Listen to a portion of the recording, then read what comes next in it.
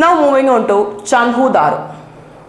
Chandhu Daro അതും പാകിസ്ഥാനിലാണ്.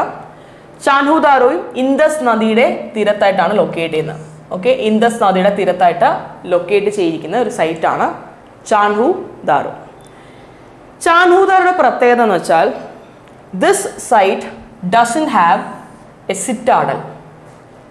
അതായത് citadel അഥവാ അപ്പർ ടൗൺ ഇല്ലാത്ത ഒരേ ഒരു സൈറ്റേ ഉള്ളൂ, അത് ചാൻഹു ദാരോ ആണ്. അപ്പർ ടൗൺ ഇല്ല, മിഡിൽ ടൗൺ ഇല്ല, ഒരൊറ്റ സിംഗിൾ ടൗൺ മാത്രമേ ഉള്ളൂ, ലോവർ ടൗൺ ആയിട്ട് ഒറ്റ ടൗൺ മാത്രമേ ഉള്ളൂ. എന്ന് വെച്ചാൽ ഇവിടെ അധികം സോഷ്യൽ ഹയറാർക്കി ഉണ്ടായിരുന്നിരിക്കില്ല എന്നാണ് പറയുന്നത്. ഈ ഒരു ലെവൽ ഓഫ് ഹയറാർക്കി ചാൻഹു ദാരോയിൽ ആബ്സെന്റ് ആയിരിക്കാം. മാത്രമല്ല this Chanhudaro was the most industrialised site in the IBC. IBCക്കകത്ത് ഏറ്റവും കൂടുതൽ ഇൻഡസ്ട്രികൾ നിന്നിരുന്ന സൈറ്റും ചാൻഹു ദാരോ എന്നാണ് പറഞ്ഞത്. ഏറ്റവും കൂടുതൽ ആർട്ടിസൻസ് ജീവിച്ചിരുന്ന, ഏറ്റവും സാധനങ്ങൾ ഉണ്ടാക്കിയിരുന്ന, വസ്തുക്കൾ ഉണ്ടാക്കിയിരുന്ന ഒരു സൈറ്റായിട്ടാണ് നമുക്ക് ചാൻഹു ദാരോ പറയാൻ പറ്റുന്നത്. ദ മോസ്റ്റ് ഇൻഡസ്ട്രിയലൈസ്ഡ് സൈറ്റായിട്ട് പറയും. ഇവിടുന്ന് ഇങ്ക് പോർട്ടിൻ്റെ ചെറിയ ചെറിയ എവിഡൻസുകൾ കിട്ടിയിട്ടുണ്ട്. അതിൽ metal workers, shell ornament makers, bead makers shop, bangle factory, ഒരുപാട് ഇതുപോലത്തെ ഫാക്ടറികൾ നമുക്ക് ഇവിടെ നിന്ന് ലഭിച്ചിട്ടുണ്ട്. മാത്രമല്ല ഒരു ഫുട് പ്രിന്റ് ലഭിച്ചിട്ടുണ്ട് of a dog chasing a cat. ഒരു പട്ടി ഒരു പൂച്ചയെ ചേസ് ചെയ്യുന്ന രീതിയിൽ ഒരു ഫുട് പ്രിന്റ് നമുക്ക് കിട്ടിയിട്ടുണ്ട്.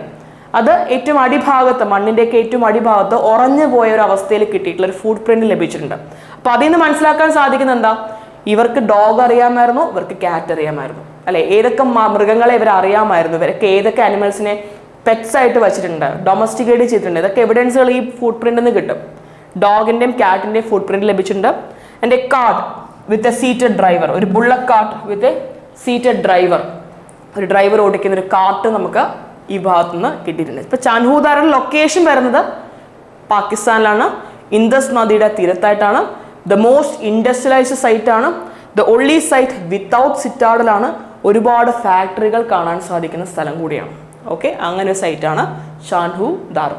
ഈ മൊഹൻജദാരോ, ചാൻഹു ദാരോ എല്ലാം പാകിസ്ഥാനാണ്, എല്ലാം ഇൻഡസ് നദിയുടെ ബാങ്ക്സിലായിട്ടാണ് ലൊക്കേറ്റ് ചെയ്തിരിക്കുന്നത്.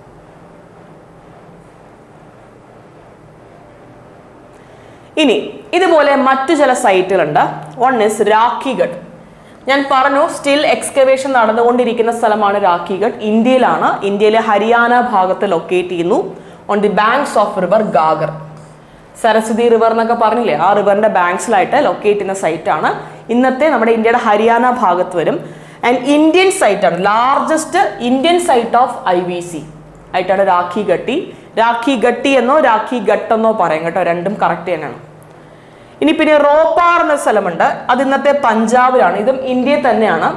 സത്ലജ് റിവറിന്റെ ബാങ്ക്സിലായിട്ടാണ് ലൊക്കേറ്റ് ചെയ്യുന്നത് റോപ്പാർ. പിന്നെ ബനാവലി എന്ന സൈറ്റ് ഉണ്ട്, ഹരിയാനയിലാണ്. It is again on the banks of river Ghaggar. Kalibangan, Banawali, രാഖിഘട്ടൊക്കെ ഏകദേശം അടുത്തടുത്തായിട്ട് വരും, ഹരിയാന രാജസ്ഥാൻ ഭാഗങ്ങളിലായിട്ടാണ്. ഓക്കെ, പിന്നെ കോട്ട്ദീജി പാകിസ്ഥാനിലാണ്, പാകിസ്ഥാനിലെ സിന്ധ് പ്രവിശ്യയിലാണ്, banks of the river Indus. Surkotada, ഇതൊന്ന് നോട്ട് ചെയ്ത് വെക്കുക. സുർക്കോട്ടഡ ഇരിക്കുന്നത് ഗുജറാത്തിലാണ്.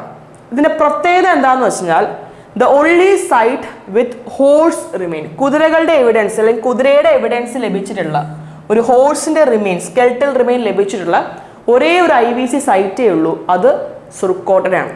നമ്മൾ സാധാരണ കേസിൽ പറയാറുണ്ട് കുതിരകളുടെ എവിഡൻസ് IBC അധികം കിട്ടിയിട്ടില്ല, കുതിരകളെ IBCയിൽ ഉപയോഗിച്ചിട്ടില്ല എന്ന് പറയാറുണ്ട്. ഈ ഹോഴ്സ് എന്ന് പറയുന്നത് ഇന്ത്യയിലെ ഒരു ഇൻഡിജിനസ് ആനിമൽ ആയിരുന്നില്ല. നമ്മുടെ ഇന്നത്തെ പേർഷ്യ അഥവാ ഇറാൻ ഭാഗത്തു നിന്നും മിഡിൽ ഈസ്റ്റ്, സെൻട്രൽ ഏഷ്യ ഭാഗത്തു നിന്നൊക്കെ ഇങ്ങോട്ടേക്ക് ഇമ്പോർട്ട് ചെയ്തിരുന്ന ഒരു മൃഗമായിട്ടാണ് ഹോഴ്സിനെ പറയുന്നത്. അപ്പം അതിൻ്റെ ഒരു കോൺട്രഡിക്റ്റിംഗ് ആയിട്ടുള്ള ഒരു സൈറ്റാണ് സുർക്കോട്ടഡ എന്ന് പറയുന്നത്. ഇവിടുന്ന് ഹോഴ്സിന്റെ റിമെയിൻസ് പോലൊരു സ്കെൽറ്റൽ റിമെയിൻ നമുക്ക് കിട്ടിയിട്ടുണ്ട്.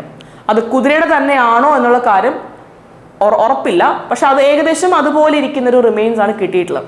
അത് കംപ്ലീറ്റ്ലി എസ്റ്റാബ്ലിഷ് ചെയ്യപ്പെട്ടിട്ടില്ല. ഓക്കെ, അപ്പം അങ്ങനെ ഒരു സൈറ്റാണ് ഗുജറാത്തിലെ സുർക്കോട്ടഡ. ഇതുകൂടി ഒന്ന് നോട്ട് ചെയ്ത് വച്ചേക്കാം. സോ പ്രധാനപ്പെട്ട സൈറ്റുകളെ കുറിച്ച് നമ്മൾ ഡിസ്കസ് ചെയ്തു, സൈറ്റിൽ നിന്ന് കണ്ടെത്തിയിട്ടുള്ള ഫൈൻഡിങ്സിനെ കുറിച്ചും പറഞ്ഞു. നമ്മൾ പറഞ്ഞു IBC ആരംഭിക്കുന്നത് ഏകദേശം ഒരു 3300 BC സമയങ്ങളിലാണ് എന്നാണ് പറയപ്പെടുന്നത്. 3300 BC കാലഘട്ടത്തിൽ സ്റ്റാർട്ട് ചെയ്ത സിവിലൈസേഷനാണ് IBC.